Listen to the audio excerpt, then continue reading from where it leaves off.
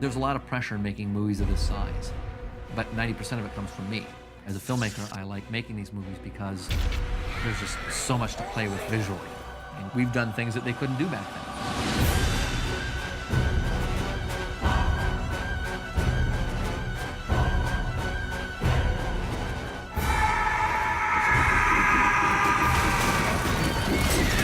There's still some of the same techniques we share. I mean, we still use matte paintings, we still do elaborate miniatures. We can do more with the miniatures because we have more sophisticated pyrotechnics and rigs and hydraulic systems.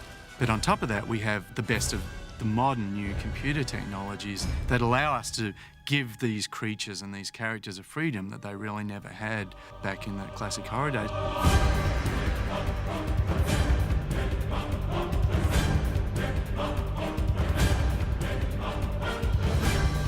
Wonderful thing about the digital world that we're all in now is that there are no limitations on one's imagination. The only limitations are your pocketbook. There's a complexity involved there that requires keeping a lot of balls in the air.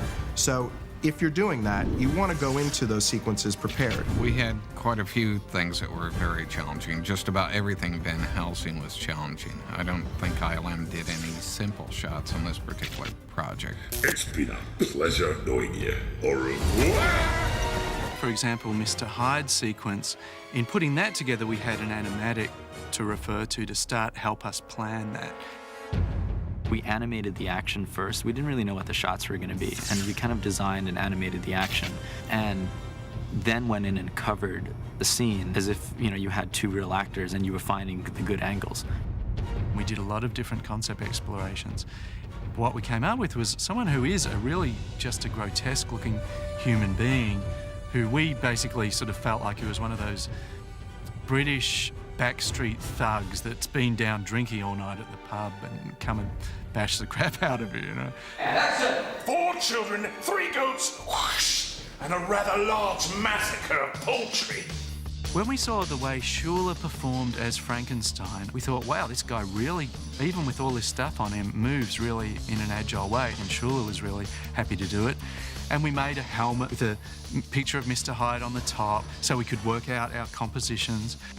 It takes a real leap of faith on the part of the director and the editors and the producer, because when they get all the material back, the first reaction is, how is this going to work? Schuller came up to ILM and we strapped him in a motion capture suit and had him go through the same performance.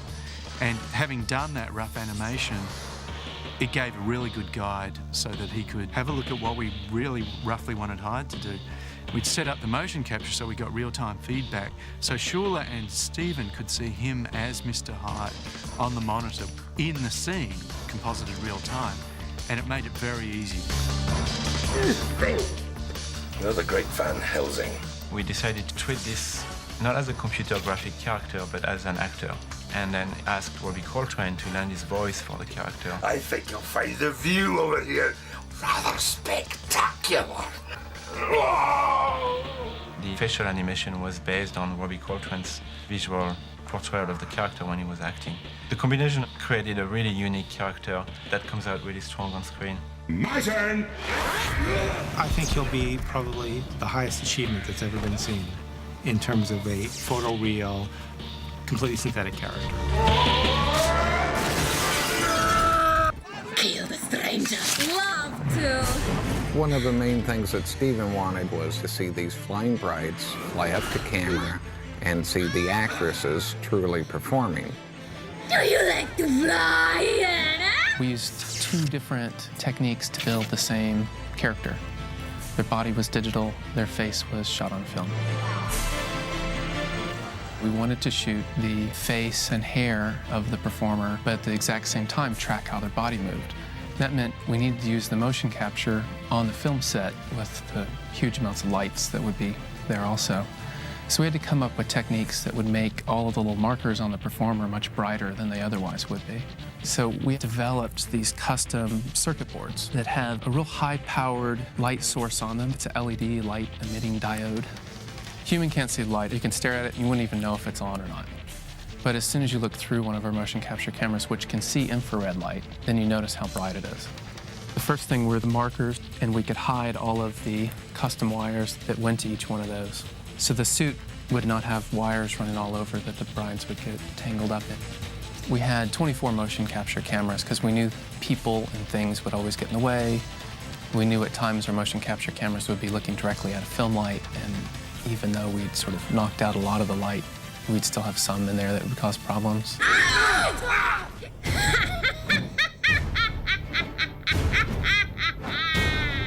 So here's the whole process. We shot background plates in prog. We had to track how the film camera moves through space. The next step was, how does the bride move? So we create these animatics with a digital version of the bride flying through that shot. And this gives us an idea of how she moves relative to the film camera. We convert them to something that would be useful for the hybrid shoot itself.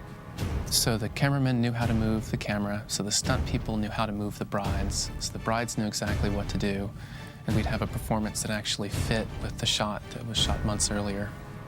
We took those two things and inserted them into the original background plate. And once we stick it on the 3D bride, we'll get something that looks like this final here.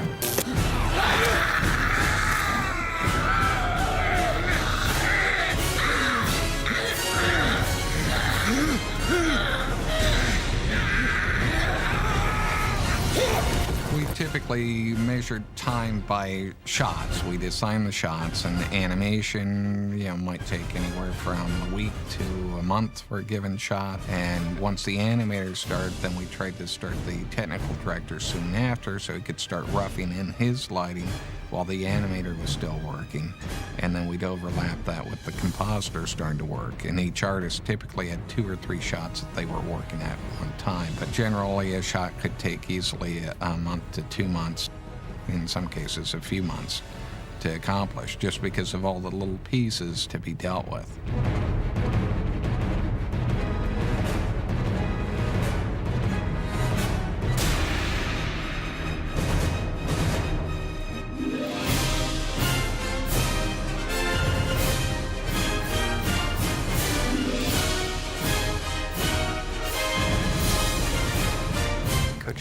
Such an exciting sequence. It's just wrought with peril from one end to the other. And this is just such a beautiful way to end it.